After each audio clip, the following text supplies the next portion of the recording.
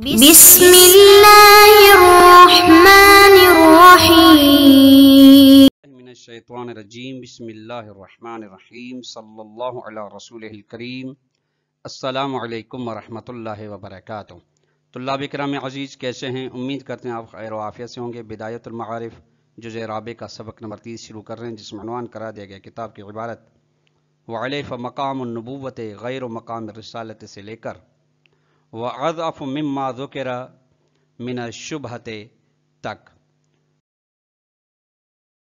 Number 1، مقام نبوت اور مقام رسالت میں فرق کو بیان کیا جائے گا کہ ان دونوں مقاموں میں فرق کہاں پر ہے۔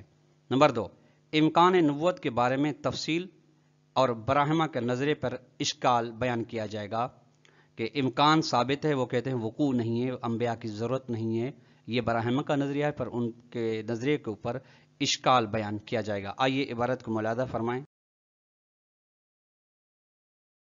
مقام الرسالت، یعنی اس بنا پہ کس طرح، یعنی جو آخری نقطہ بیان ہوا گزشتہ درس میں وہ یہ تھا کہ نبی اور رسول میں فرق ہے، اور صاحب تفسیر میزان علامہ طباطبائی نے فرمایا کہ ان دونوں کے درمیان، نبی اور رسول کے درمیان جو نسبت عموم خصوص مطلق کی ہے کہ ہر رسول نبی ہے، لیکن ایسا نہیں کہ ہر نبی رسول بھی ہو، چونکہ بہت سارے ایسے انبیاء ہیں جو مقام رسالت نہیں ہیں۔ لہٰذا نتیجہ یہ نکلتا ہے کہ نبوت مقام رسالت کے علاوہ ہے۔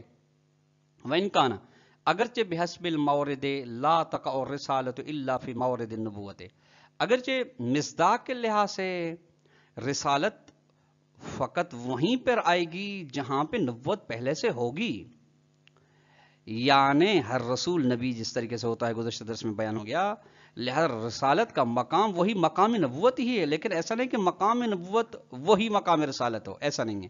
بس فتحصل ان المفہومین متغایران، خلاصہ یہ نکلا کہ مفہوم نبوت اور مفہوم رسالت دونوں جدا جدا مفہوم ہیں۔ وفی ذالک یکون النسبۃ بینہما من العموم والخصوص المطلق موردن، اسی وجہ سے مصداق کے لحاظ سے ان دونوں کے درمیان میں عموم خصوص مطلق ہے، جس طریقے سے گزشتہ درس میں بھی بیان ہو گیا اور ابھی بھی اشارہ ہوا۔ وَمِمَّا ذُكِرَ يَظْهَرُ الْجَوَابُ عَنْ وَجْهِ تَقْدِيمِ عُنْوَانِ الرَّسُولِ عَلَى عُنْوَانِ النَّبِيِّ فِي الْآيَةِ الْكَرِيمَةِ وَكَانَ الرَّسُولُ نَبِيًّا، اور ان باتوں سے جو ذکر کی گئیں یہ بھی جواب ظاہر ہوتا ہے اس بات کے بارے میں کہ رسول کے عنوان کو خداوند متعال نے نبی کے عنوان پر مقدم کیا ہے۔ اس آیت میں کان رسول النبی، یعنی رسول پہلے کہا، نبی بعد میں کہا، یعنی بعض نے کہا ہے کہ پہلے آدمی رسول ہوتا ہے بعد میں نبی بنتا ہے، تو جو یہ تفصیلات یہاں تک بیان ہو گئی ان سے واضح ہوتا ہے یہ اس کا مطلب ہرگز نہیں ہے اذ لو کان مفہوم النبوت عام من الرسالت، اگر مفہوم نبوت عام ہو مفہوم رسالت سے تو لازم ان یکون متقدما علیہا فی الذکر کما لفا، تو وہ کہتے ہیں کہ لازم ہے کہ پھر نبوت کا مفہوم پہلے ہو آیت مجیدہ میں، کما جس کی بات واضح ہے۔ وسیأتی بقیۃ الکلام انشاءاللہ فی بحث الخاتمۃ، عنقریب اس باب نبوت کے خاتمے میں اس کے بارے میں اور زیادہ تفصیل باقی جو گفتگو رہتی ہے آئے گی انشاءاللہ۔ تفسیر میزان جلد نمبر 14 صفحہ نمبر 429، اصول عقائد رہنما شناسی صفحہ نمبر 13 سے 18 اور صفحہ نمبر 268۔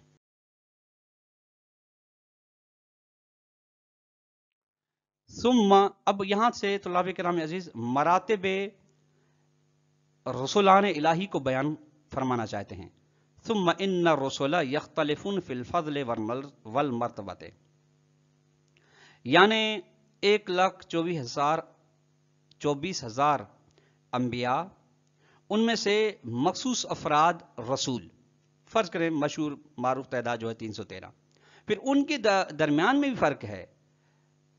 رسولان الہی اختلاف رکھتے ہیں فضل و مرتبے میں، فضیلت و مرتبے میں، وسعادات ہوں، پھر ان میں سے جو ان کے مہم رسولان ہیں یعنی عظیم المرتبت ہیں، ہم اولو العزم منہم، اولو العزم ہیں جو کہ 5 ہیں، وہم اولو العزم اصحاب الجد والثبات، اصحاب الجد والثبات العہود والمیثاق فی حد اعلی، وہ صاحبان ثابت قدم ہیں اس وعدے الہی پر جو خدا کے ساتھ انہوں نے وعدہ کیا عالم الستو میں، اسی پر ثابت قدم ہیں حد اعلیٰ میں، بلند ترین صورت میں. اور وہ کون ہیں؟ اولو العزم، وہم نوح و ابراہیم و موسیٰ و عیسیٰ و نبینا محمد بن عبداللہ صلی اللہ علیہ وسلم اجمعین. یہ 5 اولو العزم.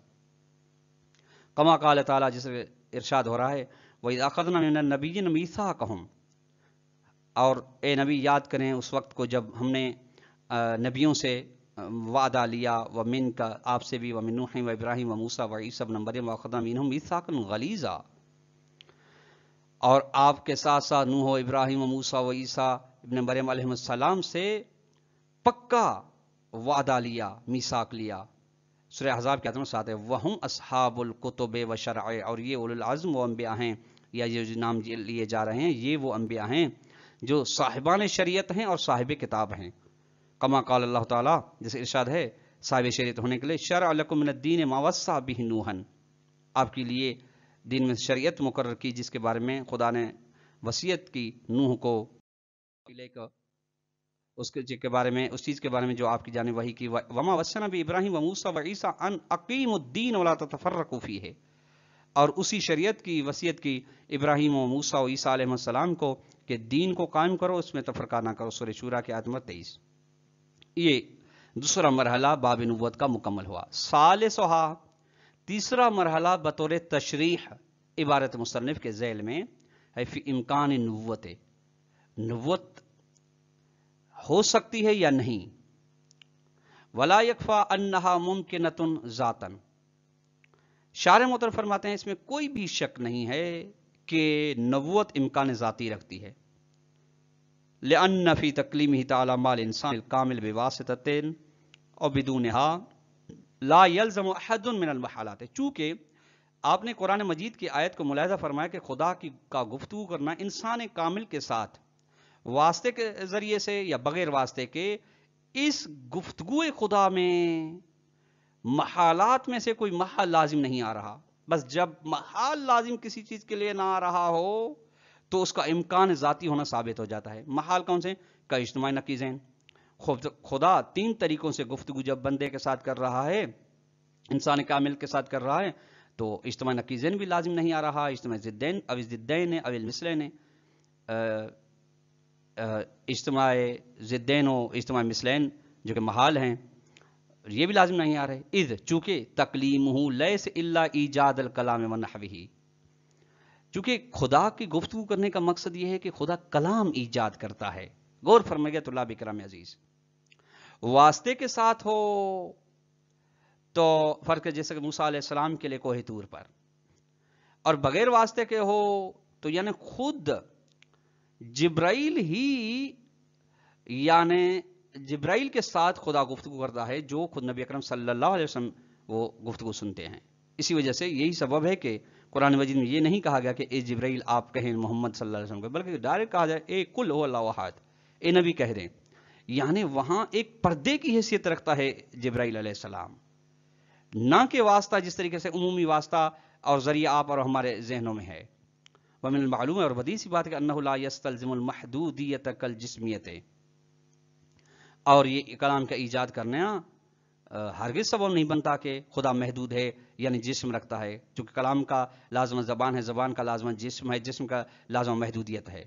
حتی یناقض مع صرفیتہ و لاحدیتہ، تاکہ تناقض رکھے خدا کے صرف الوجود ہونے کے ساتھ اور لامحدود ہونے کے ساتھ. ایسا نہیں ہے، محدودیت لازم نہیں آتی اس سے. یعنی ہاں اگر کلام کر رہا ہو تو یہ نہیں، وہاں پہ کلام ایجاد کر رہا ہے. یہ دونوں یعنی فَإِذَا أَرَادَ أَن يَكُونَ لَهُ كُن فَيَكُونُ، یعنی خدا فاعل بالارادہ ہے، فاعل بالحرکت نہیں ہے. بس فلا ریب فی امکان ذاتاً، بس کوئی شک نہیں ہے کہ نبوت امکان ذاتی رکھتی ہے. اب گفتگو ہوتی ہے وَإِنَّمَا الْكَلَامُ فِي إِمْكَانِهَا وُقُوعًا، کہ اختلاف اس میں ہے کہ واقع بھی ہوئی ہے نبوت یا نہیں. اس میں کلی حوالے سے 2 گروہ ہیں. ایک تو ہم مسلمان جو ہیں ثابت کر دیں کہ بالکل واقع ہو یہ بعض انبیاء بعض افراد اس مقام نبوت کے حامل ہوئے ہیں. لیکن فَإِنَّمَا الْبَرَاهِمَةَ براہم شخص ہے اس کی جانب منسوب ہیں جو مطلقاً نبوت کا انکار کرتے ہیں. زعموا وہ گمان کرتے ہیں کہ انہا لا فائدہ فی نبوت میں کسی بھی قسم کا فائدہ نہیں. ٹھیک ہے امکان ذاتی ہے لیکن واقع ہونے میں اس کے سلسلہ رکھنے میں کوئی فائدہ نہیں ہے. جب فائدہ نہیں ہے تو فلا تصدر عن الحکیم المتعالی. تو حکیم متعال جو کہ خداوند متعال اس سے کبھی بھی ایسا بے فائدہ کام صادر نہیں ہو سکتا. اور ان کی دلیل یہ ہے تو اللہ بکرام عزیز وہ کہتے ہیں وقال فی توجیہ ما ذهبوا الیہ، اور براہما کہتے ہیں اس عقیدے کی اس بات کی توجیہ میں جس کی جانب گئے ہیں، اس یہ کہ ان الذی یاتی بہ الرسول لم یخل عن احد امرین، جو چیز رسول بن عام ہے جو نبی کو بھی شامل ہے لے کر آئے گا وہ دو حالتوں سے خالی نہیں ہے. اما یکون معقولا یا عقل کے مطابق ہوگی، عقل اس کو درک کرتی ہوگی، و اما اللہ یکون معقولا یا عقل کی درک سے ہی بیرون ہوگی. دو صورتیں ہیں، یعنی عقل کے مطابق ہوگی یا عقل کے مطابق نہیں ہوگی. فإن كان معقولا اگر عقل اس کو درک کرے گی عقل کے مطابق ہوگی تو فقط کفان العقل تام بدراکی والوصول الیہ، تو ہمارے لیے پھر عقل کافی ہے، عقل تام کافی ہے کہ اس کو درک کر لے اس چیز کی جس کے لیے انبیاء خبریں لے کر آئے ہیں یا جس کی جانب رہنمائی کر دیں، وہ عقل کافی ہے. عقل اس کو درک کر لے گی، عقل اس تک پہنچ جائے گی. تو فأی حاجت لنا الی الرسول، ہمیں پھر نبی اور رسول کی ضرورت کون سی ہے. دوسری صورت وَإِن لَمْ يَكُنْ مَعْقُولًا، اور اگر ایسی بات لائیں گے جو عقل کی درک سے باہر ہوگی تو فَلَا يَكُنْ مَقْبُولًا، وہ عقل کے لیے قابل قبول نہیں ہوگی. عقل کیسے قبول کر سکتی ہے؟ اِذْ قبول الماء لَيْسَ بِمَعْقُولٍ، چونکہ ایسی چیز جو معقول نہ ہو یعنی انسان کے دائرے عقل و تصور کے اندر نہ آ سکے اس کو قبول کرنا خروج عن حد الانسانیت ہے، یہ انسانی دائرے سے باہر ہے. جو انسانیت کا معیار عقل و فکر ہے، تعقل ہے، تو اس سے باہر نکلنا ہے. ودخول فی حریم البہیمیت، حیوانیت کے دائرے میں داخل ہو جانا ہے. یہ آپ ان کا نظریہ ملل النحل جلد نمبر 2 صفحہ نمبر 251 پہ دیکھ سکتے ہیں. یہ تو اللہ بکرم عزیز براہم کا نظریہ ان کی دلیل تھی. وَأُجِيبَ عَنْ ذَلِكَ، ان کے نظرے پر اشکال کیا گیا اور جواب دیا گیا بِأَنَّهُ لَا رَيْبَ فِي فَائِدَةِ النُّبُوَّةِ. آپ نے کہا کہ دونوں صورتوں میں نبوت کا کوئی فائدہ نہیں ہے. ہم کہتے ہیں بالکل شک اس میں نہیں ہے کہ فائدہ ہے، دونوں صورت میں فائدہ ہے. فَإِنَّ النَّبِيَّ إِذَا أَتَى بِمَا تُدْرِكُ الْعَقْلُ، اگر نبی لے کر آتا ہے ایسی چیزیں جس کو عقل درک کرتی ہے یعنی پہلی صورت، تو پھر نبی کاہے کے لیے آیا؟ أَيَّدَهَا وَأَكَّدَهَا، جو نبی لے کر چیز آتا ہے وہ عقل جن چیزوں کو درک کر رہا ہے ان کی تاکید کے لیے ہیں، اور تاکید بہت سا بڑا فائدہ ہے. اور فائدہ تو تاکید اوضح میں اکفا، تاکید کا فائدہ تو واضح اور روشن ہے. یعنی ایک چیز ہے تاکہ وہ بھولنے نہ پائے، تاکہ وہ نسیان کا شکار نہ ہو. ایک تاکید تو بھی بہت بڑا فائدہ ہے. وَإِنْ أَتَى بِمَا لَا تُدْرِكُ الْعُقُولُ مِنْ غَيْرِ طَرِيقِ الشَّرْعِ، اور اگر نبی ایک ایسی چیز لے کر آتا ہے، ایسے پیغامات لے کر آتا ہے جس کو عقل درک نہیں کرتی، شریعت کے راستہ سے ہٹ کے، شریعت کی مدد کے بغیر عقل درک نہیں کر سکتی، تو فائدتها، فائدہ کیا ہے؟ یہ الارشاد والہدایت، تو ان احکام میں انسان کی اور عقل کی رہنمائی ہے، ہدایت ہے. ان کے لیے نئی چیزیں کا ایجاد ہونا ہے. وَأَيُّ فَائِدَةٍ أَعْظَمُ مِنْ تِلْكَ الْفَائِدَةِ، اس سے بڑا اور کون سا فائدہ ہو سکتا ہے؟ یہ وَلَعَلَّ، اب براہمہ کی بات کی توجیہ کرتے ہیں. لَعَلَّ الْبَرَاهِمَةَ زَعَمُوا أَنَّ الْعُقُولَ حَاكِمَةٌ بِثُبُوتِ الْفَائِدَةِ فِي بَعْضِ الْأَفْعَالِ وَبَعْضِهَا فِي بَعْضٍ آخَرٍ. شاید براہمہ نے گمان یہ کیا ہے کہ عقول انسانی حکم کرتی ہیں کہ فائدہ ہے بعض افعال میں اور بعض افعال میں فائدہ ہی نہیں ہے. دراصل یہ یعنی کچھ ایسے ہیں جن میں فائدہ ہے، کچھ میں فائدہ نہیں ہے. ما انہا حاکمت واضح ولیس لہا الحکم فی الآخرہ، جبکہ قضیہ اس طریقے سے نہیں ہے، قضیہ الٹ ہے. قضیہ یوں ہے کہ عقول بعض افعال کے اندر حاکم ہیں، یعنی عقول ان کے مصلحت و مفسد کو درک کرتی ہیں، اور بعض افعال کے اندر عقل کے لیے درک ہی نہیں ہے. اصلاً فرق معقولات میں سے نہیں ہیں. فلا منافات بین العقول التي لا حکم لها ومعاشر الحاکمین، بس نتیجے میں ان عقول کے درمیان میں جہاں پہ عقل کی درک کی رسائی نہیں ہے اور حکم شرع کے درمیان کوئی منافات نہیں. اذ چونکہ لا مناقضۃ بین لا اقتضاء والاقتضاء، چونکہ لا اقتضاء عقل ہے، اس کے بعد حکم ہی نہیں، درک ہے، اور اقتضاء جو کہ شریعت ہے اس کے پاس حکم ہے. ان کے درمیان میں کوئی تناقض نہیں پایا جاتا. کما لا یکفا، جس کی بات مخفی نہیں ہے، واضح ہے. ولذالک قال المحقق الطوسی فی تجرید الاعتقاد، اسی وجہ سے تجرید الاعتقاد میں محقق انبیاء کا آنا بھیجنا اچھا ہے لاجتماع علی فوائد، چونکہ اس کے بعثت میں بہت بڑے فائدے مشتمل ہیں. کا معاذت العقل، عقل کی تائید ہوتی ہے، فیما یدل علیہ، جہاں پہ عقل درک کرتی ہے، دلالت کرتی ہے. وہ استفاد الحکم فیما لا یدل، اور جہاں پہ عقل نہیں پہنچتی، عقل دلالت نہیں کرتی، وہاں پہ حکم عقل کو سمجھایا جاتا ہے. شرح اعتقاد صفحہ 346. ھذا مضاف الی فوائد اخرى، اس کے علاوہ اور بھی فوائد ہیں جو بیان کیے گئے ہیں. رفع الشک عن الشبہات الموضوعۃ للعدل والظلم اللذین کانت العقول مستقلۃ فیہما. فائدہ انبیاء کے آنا کا دوسرا یہ ہے کہ شبہات موضوعیہ میں سے شک کو دور کرتے ہیں. پر کہ عدل اور ظلم کا، عدل حسن ہے، ظلم کبھی ہے، اس کو عقل مستقلن یعنی بغیر مدد شریعت کے درک کرتی ہے. لیکن کون سی چیز عدل ہے، کون سی چیز ظلم ہے، وہ آ کے شریعت اور نبوت تشخیص دے گی. وہاں پہ عقل ہر جگہ پہ یہ تشخیص نہیں دے سکتی. اللہ تعالیٰ مثال دیتے ہیں، اللہ تعالیٰ کیا آپ نہیں دیکھتے کہ ان الناس اختلفوا فی الیوم، زمانہ لوگ اختلاف کرتے ہیں، فی القیمت زائدۃ الحاصلۃ من عمل الاجیر المواد الطبیعیۃ، یعنی جو اجیر اجرت پہ کام کرتا ہے وہ اس میں جب اس دہاڑی کے کام میں زیادہ اجرت آ جاتی ہے، زیادہ کام آتا ہے تو اجرت بھی زیادہ بڑھ جاتی ہے. کل خشب ہے، جیسا کہ لکڑی ہے، انہا، تو یہ اجرت کس کی ہوگی؟ صاحب المواد ہے، مالک کی ہوگی، اور للاجیر، یا اجیر کی ہوگی، اور لہما، یا دونوں کی ہوگی. وکل قوم یدعی، ہر شخص دعویٰ کرتا ہے ان العدل و ما ذهب الیہ والظلم خلاف. عدل وہ ہے جو، یعنی فرض کہ یہ اضافی اجرت مجھے ملے تو عدل ہے، دوسرے کو ملے تو ظلم ہے.